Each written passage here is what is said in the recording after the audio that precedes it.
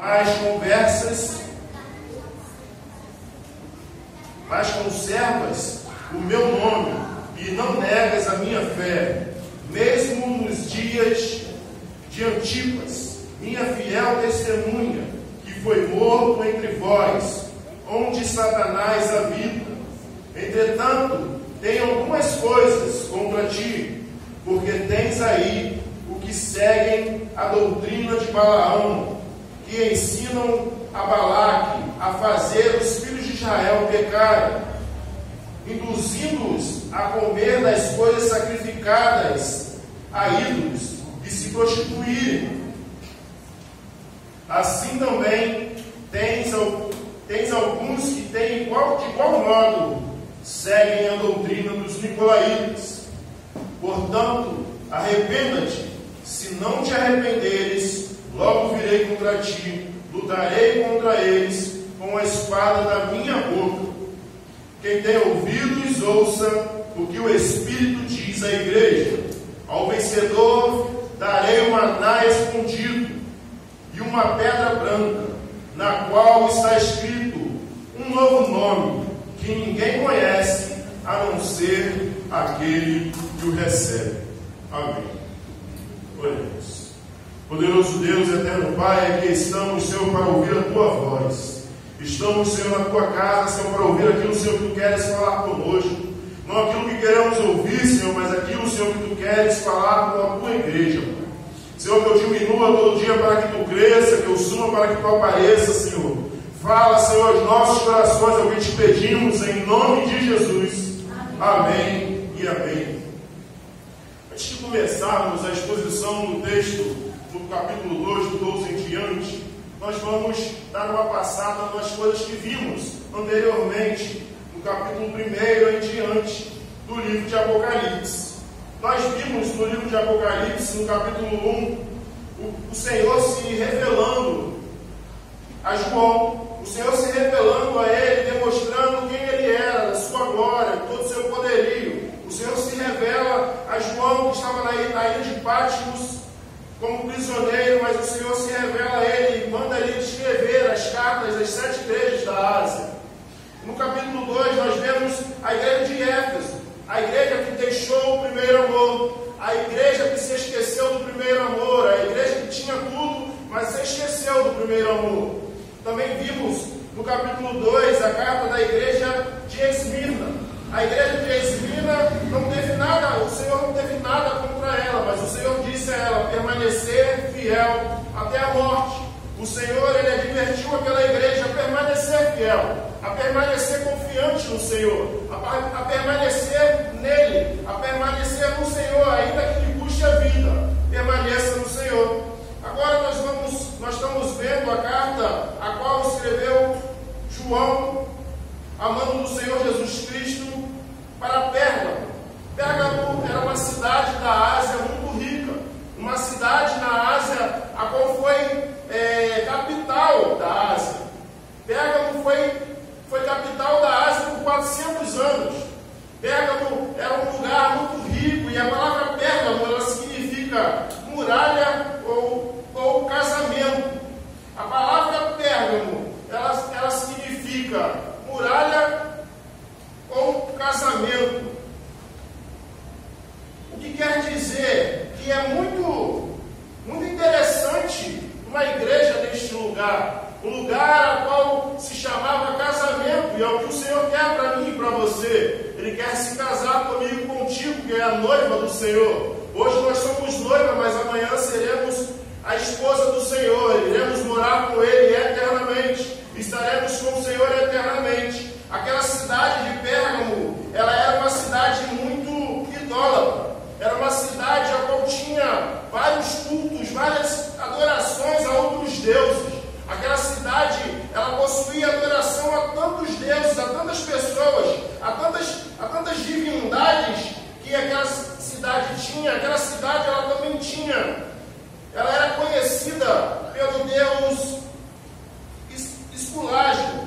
Escalágio, a qual era conhecido como Deus Cobra, um Deus que ele curava, um Deus que ele realizava curas, que ele transformava curas. E através deste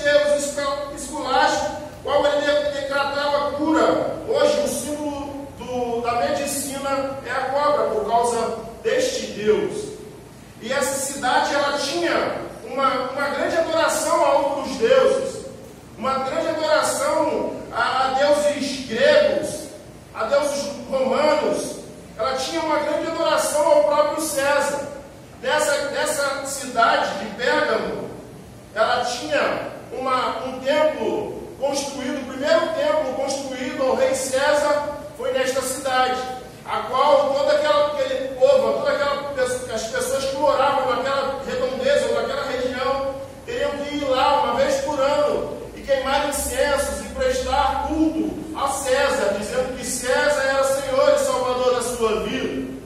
Uma cidade a qual existia e teve uma perseguição imensa aos cristãos, teve uma perseguição imensa para as pessoas que seguiam ao Senhor. Uma cidade a qual era muito rica, onde tinha uma livraria que era a segunda livraria maior do mundo, onde possuía diversos livros, mas o rei daquela cidade decidiu que aquela cidade teria a melhor e primeira livraria do mundo. E ele decide fazer livros. Só que antigamente os livros eram feitos numa planta que só havia no Egito. E essa planta era secada e fazia os livros, fazia os papiros. Era dos papiros. Mas o rei egípcio decidiu não vender essa obra-prima para Pérgamo. O rei egípcio decidiu não vender essa obra-prima para Pérgamo. Mas o rei de Pérgamo decidiu em fazer com que aquela livraria, aquele lugar fosse grande.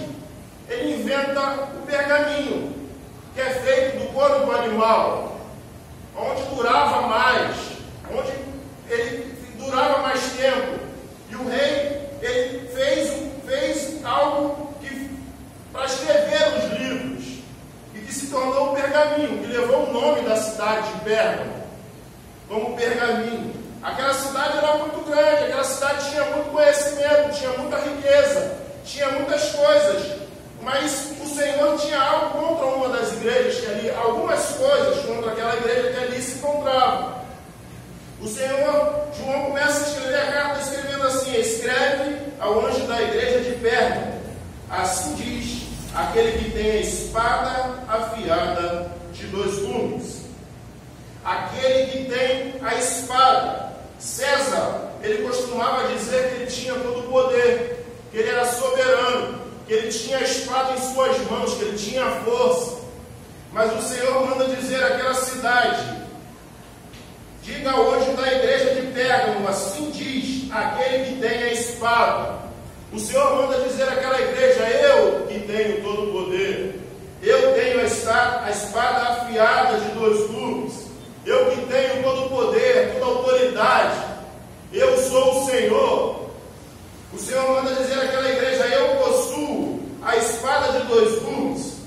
E se formos analisar o que significa, o que é a espada de 2 gumes, mais ou menos a espada de 2 gumes era uma espada de 60 centímetros e possuía corte para os 2 lados. Ela era para ferir.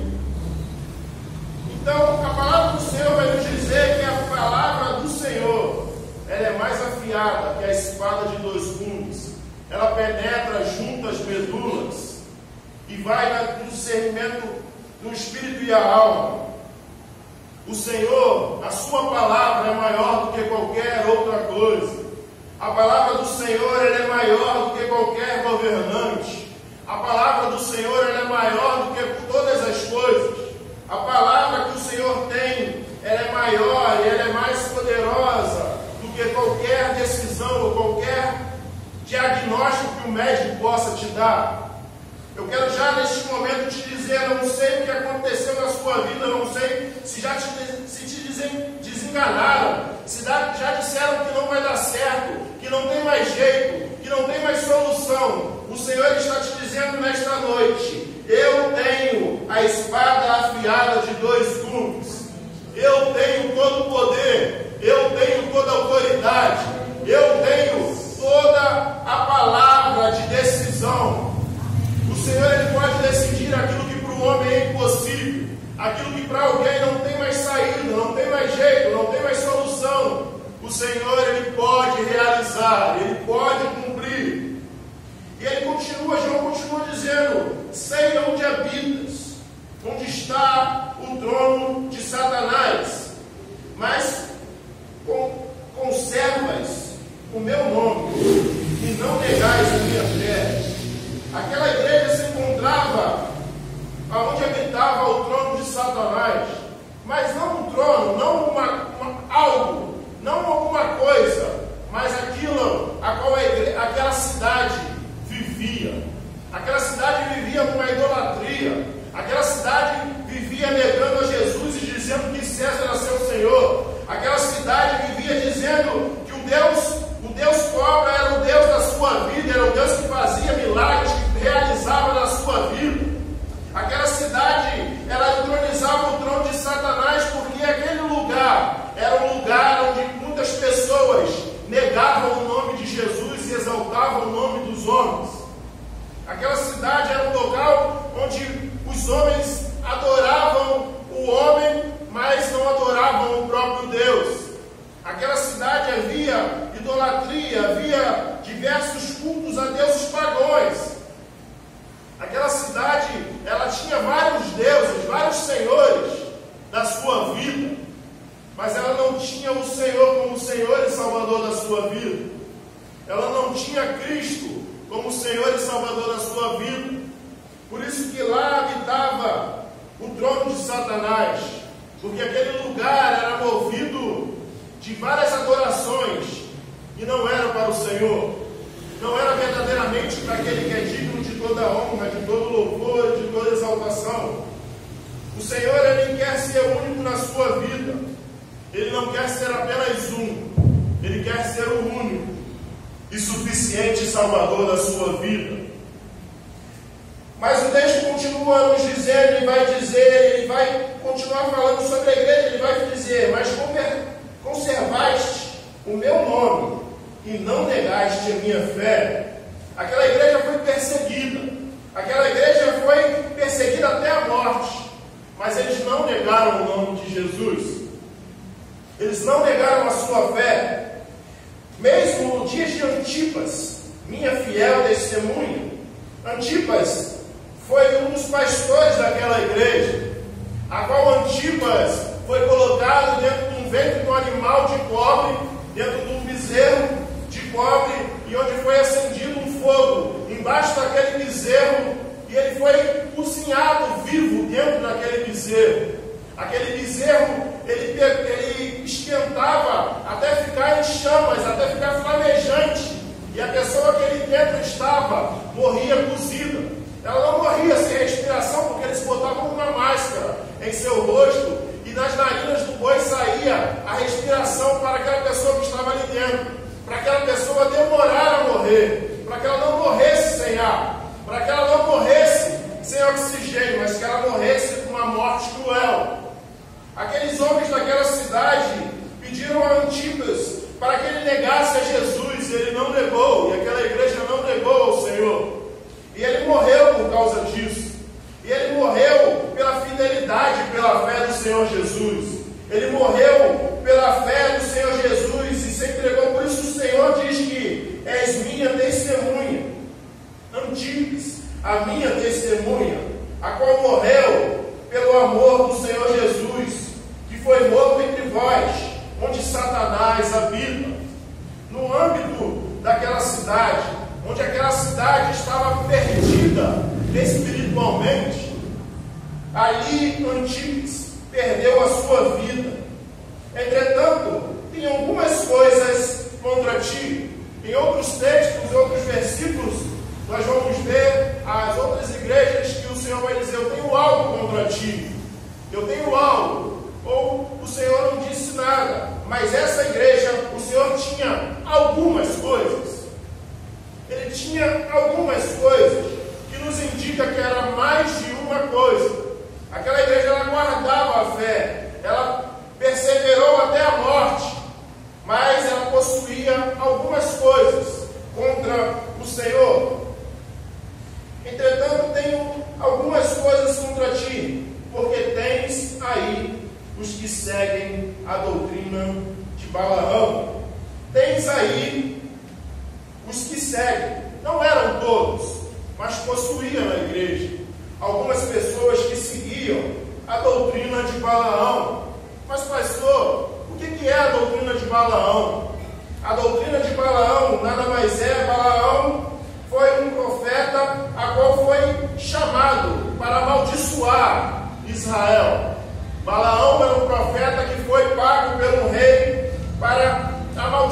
amaldiçoar Israel. E toda vez que ele abria a boca para amaldiçoar Israel, o Senhor invertia as palavras na sua boca e ele abençoava Israel. Toda vez que ele abria a boca para amaldiçoar Israel, o Senhor movia e mudava as palavras de Balaão e ele falava bênçãos sobre Israel. Mas Balaão queria ganhar o dinheiro que aquele rei tinha para te dar. E Balaão queria pegar o dinheiro ao qual aquele rei disse: olha, se tu amaldiçoar, você será muito rico, eu te darei como dinheiro. E ele vai e tem uma ideia: olha, vamos soltar mulheres no meio do povo, vamos fazer eles beber, eles se prostituir, eles fazerem diversas coisas. Então as pessoas daquela igreja que seguiam a doutrina de Balaão eram pessoas que queriam trazer o mundo para dentro da igreja. Eram pessoas que bebiam, que se prostituíam, que faziam o que queriam da sua vida, mas permaneciam na igreja. Permaneciam fiéis até a morte. Permaneciam fiéis até a morte, mas a sua vida era um pé na igreja, um pé no mundo. A sua vida, ela estava dividida entre o mundo e a igreja, entre as doutrinas de Balaão e as doutrinas do Senhor. Ela era fiel, ela morreria pelo Senhor se preciso, mas ela não era íntegra, não era inteira diante do Senhor. Algumas pessoas daquela igreja seguiam a doutrina de Balaão, que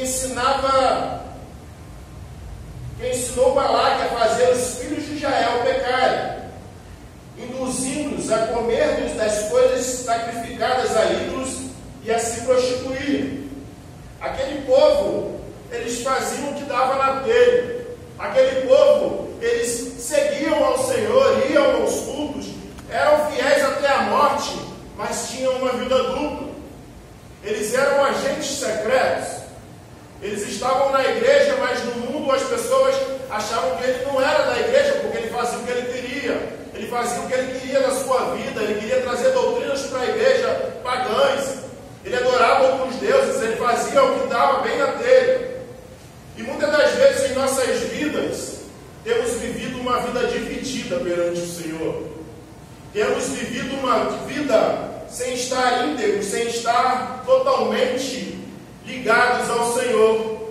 Temos vivido uma vida no mundo e na igreja. Temos vivido a vida que a gente quer levar, a vida que a gente quer fazer. Eu tenho a minha vontade, eu tenho o meu livre-arbítrio, eu tenho a vontade de fazer o que eu quero na minha vida. Não, você não tem.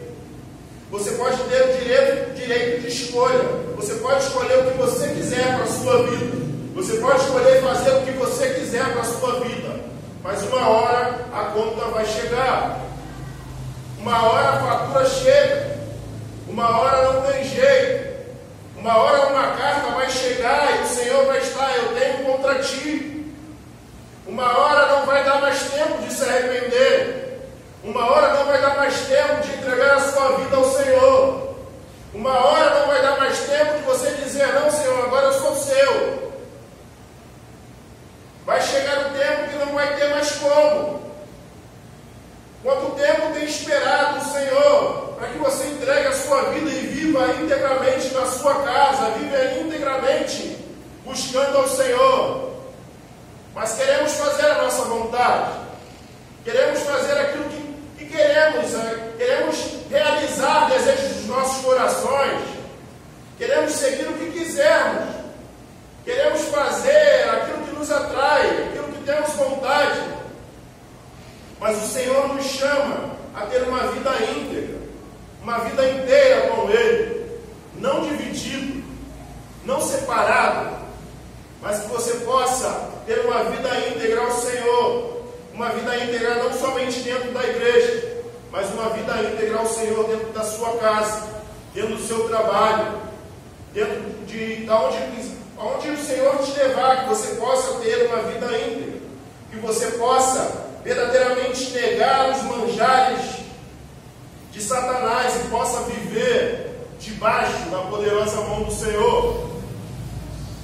Também existia naquela igreja, assim também, no 15, tens alguns que de igual modo seguem a doutrina dos nicolaítas. As doutrinas dos nicolaítas eram a qual queriam se aparecer. Os nicolaítas queriam poder, queriam ter autoridade, queriam se mostrar na frente das pessoas, queriam ter conhecimento e ser conhecidos. Os nicolaítas eram aqueles que queriam passar por cima de tudo, de todos, para ser alguém. Os estudiosos vão dizer que os nicolaítas foi começado pelo diácono Nicolau, a qual foi um dos 7 diáconos que foi levantado em Atos para ajudar no crescimento da igreja. Nicolau, ele com poder, ele se engrandeceu com poder, ele queria ser maior, e queria ser grande, e queria ser notável, e queria ser alguém. Nicolau se tornou Papa, o conhecido Papa Nicolau, ou mais chamado vulgarmente de Papai Noel. Alguém que hoje compara com o Senhor no próprio dia do Senhor. O Senhor, no nascimento do Senhor no Natal, Nicolau toma o lugar do menino Jesus. A doutrina nicolaíta, elas queriam ser soberanas, elas queriam ser maiores, elas queriam ser grandes, elas queriam ser alguém notável, elas queriam ser mais do que o Senhor. Por isso muitas pessoas naquela igreja serviam a essa doutrina, serviam a esta situação. Portanto, arrependa-te, se não te arrependeres, logo virei contra ti e lutarei contra ele com a espada da minha boca. O Senhor ele deu uma chance para esta igreja e tem dado uma chance para você. Arrependa-te do teu mau caminho, arrependa-te do que tu tem feito, arrependa-te das coisas que tu tem feito, porque senão eu virei contra ti e lutarei contra ti. E eles com a espada, e ferirei eles com a espada da minha boca, com a palavra do Senhor, com aquilo que o Senhor irá fazer. Arrependa-te, ainda dá tempo, ainda tem jeito, ainda tem solução. Busque o Senhor enquanto se pode achar, ainda tem jeito, ainda tem solução. O Senhor tem te dado oportunidade todos os dias que acordamos, todos os dias que abrimos os olhos. Deus nos dá a oportunidade de nos arrependermos, de buscar a sua face, de estarmos inclinados a Ele e reconhecermos a sua grandeza em nós.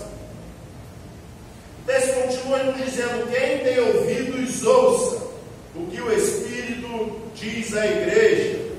Não se faça de desentendido. O Senhor está dizendo: quem tem ouvidos, ouça. Não finja que é com você. Quem tem ouvidos, ouça. Não finja que Deus não está falando contigo.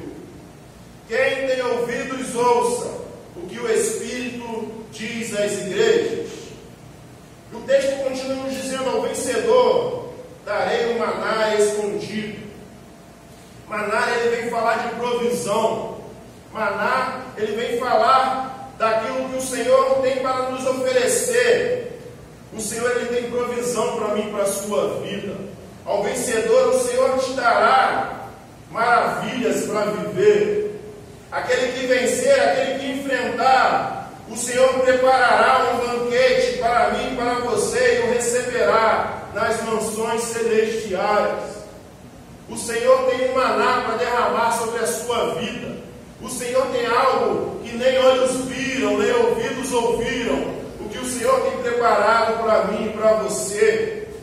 Também o texto continua nos dizendo: e darei uma pedra branca, a qual está escrito um novo nome, que ninguém conhece, a não ser aquele que o recebe. Os gregos, eles tinham diversas coisas sobre a pedra branca.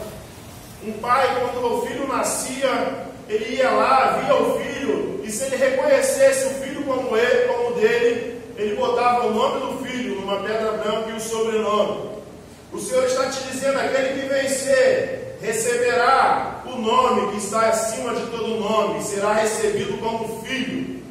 Aquele a qual vencer, eu darei a pedra branca, eu assinarei o meu nome sobre o dele, e ele será meu, será minha. Também a pedra branca era nos tribunais, quando eles faziam a votação para ver se a pessoa era culpada ou não. As pessoas que estavam ali, elas ou botavam uma pedra branca ou botavam uma pedra preta. A pedra branca significa que ele era liberto, e a pedra preta significa que ele era condenado. Então, o Senhor também te diz que a partir do momento que você vencer, você será liberto. O Senhor te libertará de todo mal, de todo pecado, de todo jugo, de toda transgressão. O Senhor te libertará e te tirará e te dará a vitória. Aquele que vencer também, a pedra branca, significa quando as pessoas eram escravas. As pessoas eram escravas. Quando elas eram libertas da escravatura, elas recebiam uma pedra com o seu nome. Porque o escravo ele não tinha nome. O escravo ele não tinha direitos. O escravo ele não tinha nada. Mas a partir do momento que ele era liberto, ele recebia uma pedra com o seu nome. E também o Senhor nos diz que ele irá nos libertar, e irá nos dar a alforria, irá nos libertar de todo pecado, de toda transgressão. A pedra branca também era significativo do convite. Quando você era convidado para uma festa na Grécia, você recebia uma pedrazinha com o seu nome, para que quando você chegasse até aquela festa, com aquela pedra, as pessoas vissem aquela pedra e falavam assim: não, ele é convidado, pode entrar. Não, ele é convidado, pode entrar. E o Senhor está te dando o convite de morar com Ele eternamente. Nós viveremos uma festa eterna com o Senhor. Muitas pessoas têm o Apocalipse como algo ruim, como algo que não tem saída. Mas para a igreja do Senhor, aqueles que permanecer fiel, o Apocalipse é a bodas do Cordeiro. É o momento de festejar e viver eternamente ao lado do Senhor. O Senhor está te chamando nesta noite e lhe convidando. Aquele que vencer, eu lhe darei uma pedra branca, no qual está escrito um nome que ninguém conhece a não ser aquele que o recebe. O Senhor está te chamando a permanecer fiel.